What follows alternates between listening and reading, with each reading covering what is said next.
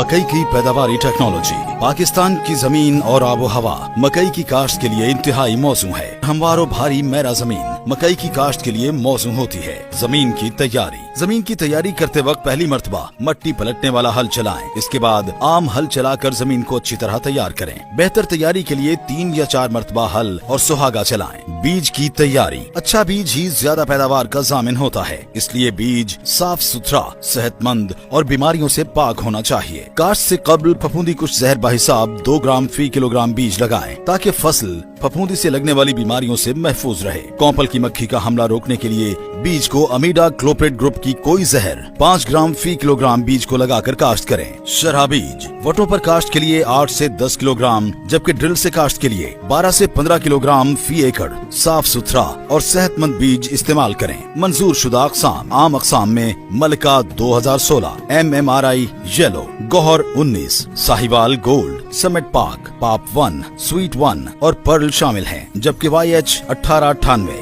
FH 949, FH 1046, YH 5427 और FH 1036 मकई की मंजूर शुदा हाइब्रिड अक़साम है। वक्त काश्त। मकई की बहारिया फसल आखिर जनवरी से आखिर फरवरी तक काश्त की जाती है। खरीफ की फसल 15 जुलाई से 15 अगस्त तक काश्त की जाती है, जिसे मौसमी मकई कहते हैं। तरीक़ा काश्त। आबपाश इलाकों में मकई की काश्त के लिए 2.5 फुट के फासले पर शर्कन गरबन वटें बनाएं और हल्का पानी लगाने के फौरन बाद नमी से ऊपर वटों की ढलवान पर एक बीज बहारिया मकई में जुनूबी समत और मौसमी मकई में शुमाली समत पर चौका लगाएं। बहारिया फसल में हाइब्रिड अक़साम को 6 इंच और खरीफ में हाइब्रिड अक़साम को 7 इंच के फासले पर, जबकि आम अक़साम को 8 से 9 इंच के फासले पर काश्त करने से ज्यादा पैदावार हासिल होती है। अच्छी पैदावार के लिए बारानी इलाकों में मकई हमेशा 2.5 फुट के फासले पर ड्रिल, पोर या केरा से काश्त करें। खादों का इस्तेमाल। ज्यादा पैदावार हासिल करने के लिए खादों का मुतनासिब और बरवक्त इस्तेमाल जरूरी है।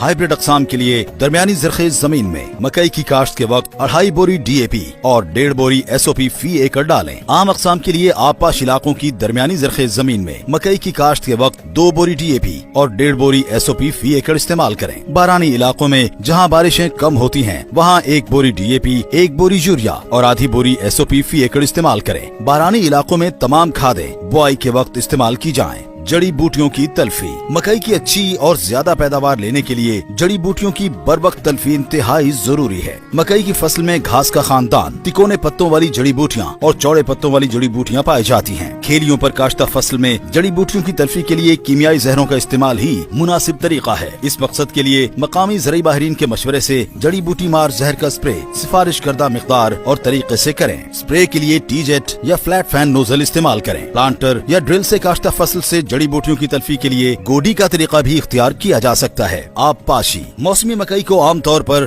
10 ता 12 और बहारिया मकई को 12 ता 14 पानी दरकार होते हैं। फूल आने, अमलजीरगी और दाने की दूधिया हालत में फसल को सोखा न आने दें, वरना पैदावार पर बुरा असर पड़ेगा। अमलजीरगी और दाना बनने के दौरान अगर शदीद गर्मी पड़ने लगे तो पानी का वक्फा 4 ता 5 दिन कर दें। बर्दाश्त। जब छलियों के अंदरूनी पर्दे खुश्क हो जाएं, दानों के नोकदार सिरे काले हो जाएं, तो समझ लें कि फसल तैयार हो गई है। तोड़ने के बाद छलियां पर्दों से निकाल कर फैला दें। इस वक्त दानों में तकरीबन 15% नमी होती है। शेलर के जरिए दाने अलग करके फरोख्त कर दें और अगर स्टोर करने हो तो फिर मजीद 2 से 3 दिन दानों को खुश्क करें और जब नमी 10% से कम हो जाए तो साफ करके स्टोर